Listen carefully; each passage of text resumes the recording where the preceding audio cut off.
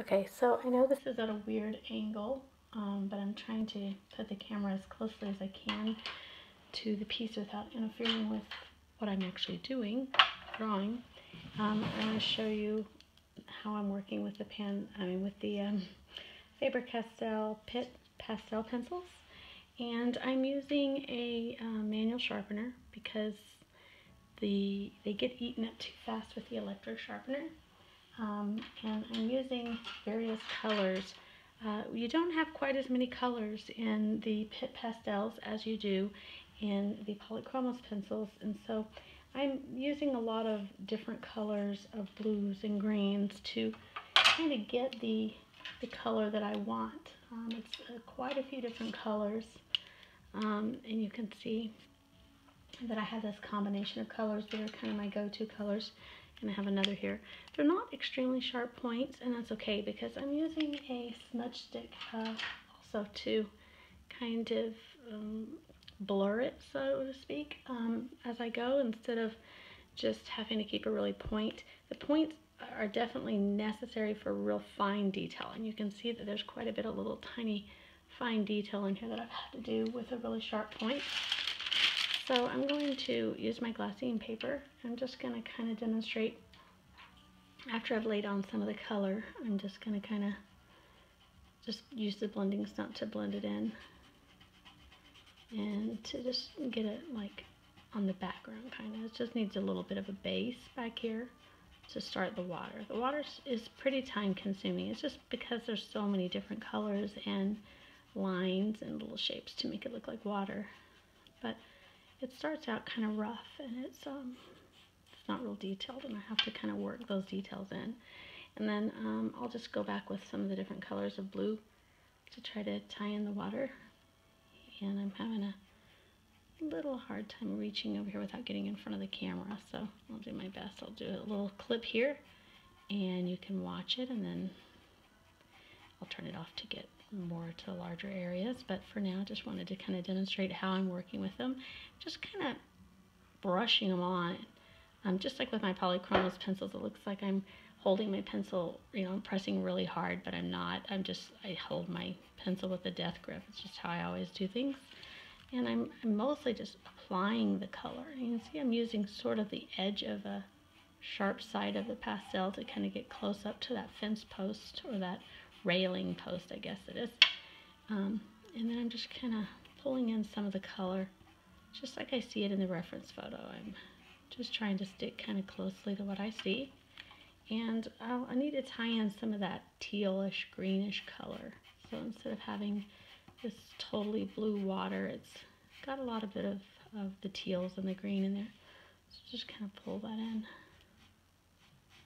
And kind of had a real light line drawing of this, of kind of roughed out sketch of what I was going to draw, but I didn't have it really accurate. So I'm kind of drawing this decorative fence as I go. I don't really have a line drawing for that. And so you can use the PanPastels, or you can use a polychromos pencil to lay it out. You can't really draw on top of the polychromos pencils with the PanPastels. I'm sorry, I'm saying PanPastels because I've been used to using them, but these are the Faber Castell PITT pencils, and you can't go on top of polychromos with these pencils. You need to go, the only other thing you can do is put polychromos sometimes on top of these if you need to sharpen something up. So I'm using these to actually do my sketching and drawing, but I could sketch it with a polychromos pencil, and that would be okay as long as I don't put too much down. But I'm just kind of looking at my reference photo and sketching this pattern, looking closely at the shapes and the sizes of things around it to make sure I get it the same, and kind of looking at the distance of this fence area, which is really needs to be outlined in this color because it's about right here. And it's a really kind of a rough sketch to start with when you start drawing with the pastel pencils. And then as you start putting in the color, once you get the shapes down, it's a little bit easier to just start putting in the color. And I know it's about that far distance between that kind of decorative rail on the side of the boat. So I'll just kind of use the black to pull that in. Now this black is going straight on the white paper, and that's not something I typically do, but you will also see me, as I do this, I also go right back in and I put blue on top of it and just kind of blend it with the blending stump with a little bit of blue, because black looks pretty drab by itself. And then I'll just go back with probably this color blue and put it on right on top of the black, just so it blends a little nicer. Some of this has blue in it, you just can't tell. This railing here has some of the blue in it, which makes that black not look so drab. It's kind of more of a gray blue. And then once I kind of get that out, I'll go back with the color of the water, kind of start putting it in the middle here. Just laying it on real roughly, because I'm going to go back in and more define it. But when I see it drastic change in color, I'll change my pencil and get some of that tealish green colors. And I'm just laying it all on. These little tight areas of water is a little bit more difficult because it's like in these little tiny shape areas around the railing. It makes it a little bit harder to get in here and do it. But before I start really getting the detail of the water, I will take the blending stump, and I try to use the same size, same color. I mean, blues this side. Now when I was doing the reds, I used the other side of the blending stump.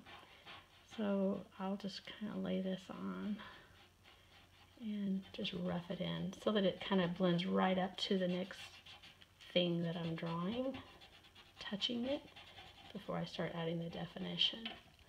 Then I'll go back in with the darker blue and start kind of pulling back in some of those definitions. Now when you push it really kind of hard with these pencils, they leave little pieces of pastel on there, which is kind of good. Sometimes it just, you want it to sit there, but sometimes you want to just kind of soften it out.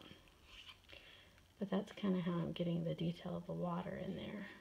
And when you step back from the piece, it looks so much more like water than it does when you're right up on top of it. One thing is, when you're working with pastel pencils, you always have to remind yourself to get up and step away and look, because it's not really what it truly looks like until it's all said and done. And so kind of pull in some of this lighter gray for that part of the railing. This railing is white, but it's not. So I'll lay this kind of grayish color down and then go over it with a blue. When I say it's white, but it's not, it's never really white. It's the reflections of the water and everything else make it appear a light shade of blue.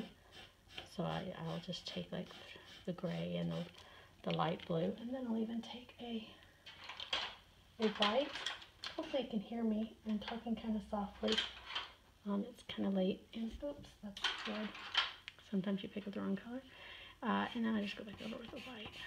So I'm trying not to mumble, but drawing and talking is kind of difficult.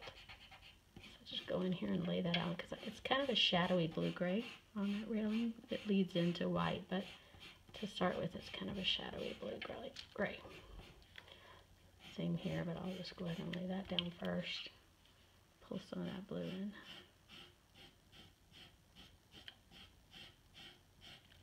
And then some of the water in here.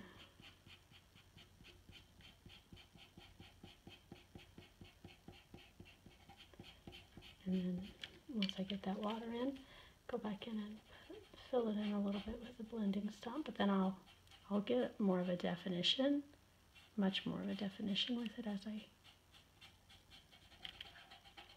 I go. But I have to start with just putting the water down.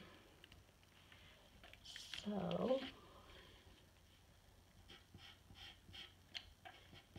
and then I'll have to go darker next to it to tie it in with the rest of the water. And these are really tiny little areas, so it's kind of hard to reach in there. With the pastel pencils are thicker and, you know, harder to get to a real fine point than the polychromos pencils. So it can be a little bit more effort to get a sharp edge on it, to get like a clean line. But you can do it. It just requires a lot of control with your hand to be able to get that real fine line with like the edge, kind of a sharp edge of pastel. And it does naturally get kind of sharp as you work with it because it gets flat, and so it ends up with a little sharp point. And sometimes it's kind of like chalk. It really feels like chalk, so you kind of have to just really wipe it on, rub it on, kind of. You can even hear it because I'm working on glass, so you can kind of hear the sound of the pastel. And if you want to take a polychromos pencil for a really sharp corner or edge, you could do it. I'm trying to use all pastel pencils with this piece, but you could certainly pull in a little bit of a sharp, really sharp polychromos if you need to make a real sharp, crisp line. But by the time I get done with this piece and you get far back, you will be able to really tell what it is, and I don't think it's going to be needed. But you can see how I can take this really sharp edge kind of that and get that darkness in. Then I'll just kind of add some of my reflection back in too.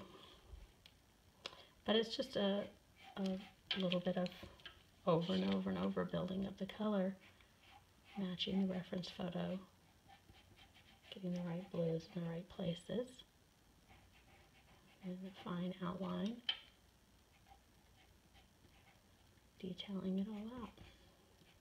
But you can see how it's a lot of work. I mean, just 5 or 10 minutes and I barely have like this little piece here done.